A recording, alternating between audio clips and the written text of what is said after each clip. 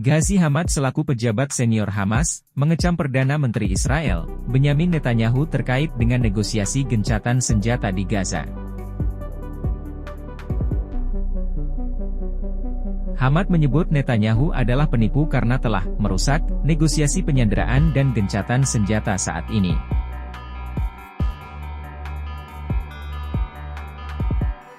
Hamad menyebut Netanyahu melakukan penipuan dan mengklaim bahwa ia menetapkan persyaratan baru dan merusak apa yang telah disepakati sebelumnya.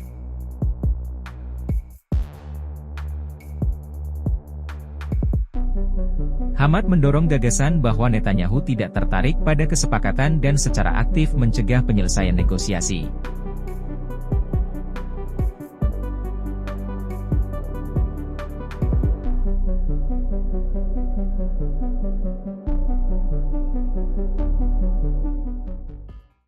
Download Tribun X sekarang, menghadirkan lokal menjadi Indonesia.